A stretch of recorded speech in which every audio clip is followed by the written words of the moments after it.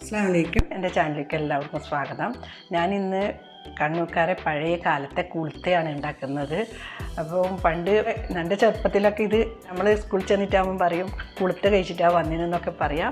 അപ്പോൾ ഇപ്പോൾ അതെല്ലാം എടുത്ത് കളഞ്ഞ് ഇപ്പം രാവിലെ തന്നെ ദോശ, പത്തില്, ചപ്പാത്തി, പൂരി എന്നെല്ലാമായി. ഇപ്പോഴത്തെ കാലം കുളുത്ത എന്താണെന്നോ ഒന്നും അറിയില്ല കുട്ടികൾക്കൊന്നും, ആർക്കും തന്നെ.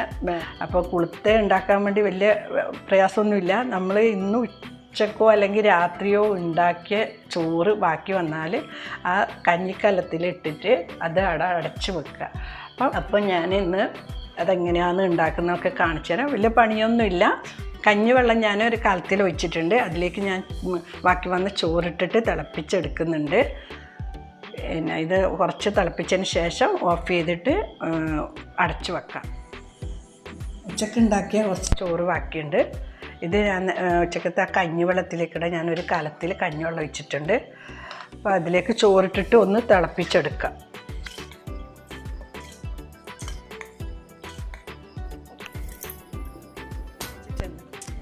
കഞ്ഞി നല്ലപോലെ തിളച്ചിട്ടുണ്ട്. ഇനി സ്റ്റവ് ഓഫ് ചെയ്യുക. കുറച്ച് ഉള്ളി ഇട്ടിട്ട് അടച്ചു വെക്കാം.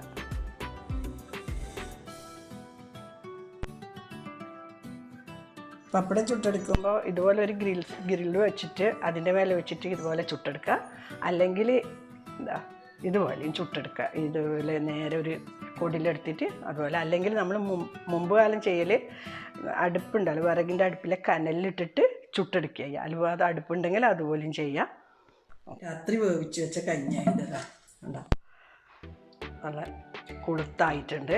ഇനി ഇത് നമുക്ക് കഴിക്കുന്ന ഒരു പാത്രത്തിലേക്ക് മാറ്റാം. ഞാനിവിടെ ഒരു മൺചട്ടി എടുത്തിട്ടുള്ളത്. പണ്ടൊക്കെ കിണ്ണം ഉണ്ടല്ലോ, ഓട്ടിൻ്റെ കിണ്ണം, അതിലാണ് കഞ്ഞി കുടിക്കാറ്. ഇതുപോലെ നമ്മൾ കോരിയിട്ട് വെള്ളം കംപ്ലീറ്റ് വാർത്തെടുക്കുക. കലത്തിലേക്ക് കഴിക്കുന്ന പാത്രത്തിലേക്ക് കോരി വയ്ക്കുക.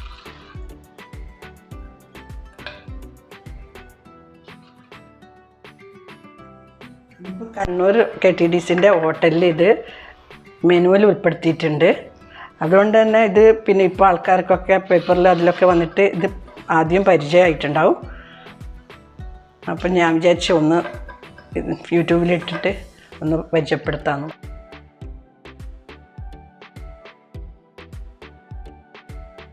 ഇതിലൊരു ടേബിൾ സ്പൂൺ കട്ട തൈരും കൂടി ഒഴിച്ച് ആവശ്യത്തിന് ഉപ്പിട്ട് ഒന്ന് കുഴച്ചെടുക്കുക.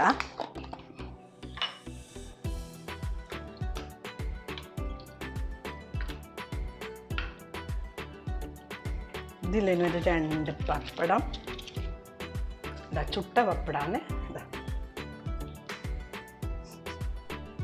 2 പച്ചമുളക്, എരിവിനനുസരിച്ച് കൂട്ടി കുഴച്ച് തിന്നാൽ മതി. ചട്ടിനി ഇട്ട് കൊടുക്കുക. പിന്നെ അതിൻ്റെ കൂടെ നല്ല അയിലക്കറിയോ മത്തിക്കറിയോ എന്തെങ്കിലും എന്താണോ മീൻകറി അതും കൂട്ടുക. ഞാനിവിടെ അയിലക്കറിയാണ് വെച്ചിട്ടുള്ളത്. ഒരു ചെറിയ ഉള്ളി ചുട്ടെടുത്തിട്ടുണ്ട്, അതും കൂടി കൊടുക്കുക. ഇത് കഞ്ഞി കുടിക്കുമ്പോൾ അതിൻ്റെ ഇടയ്ക്കൊന്ന് കടിച്ച് തിന്നാൽ നല്ല രുചിയാണ്.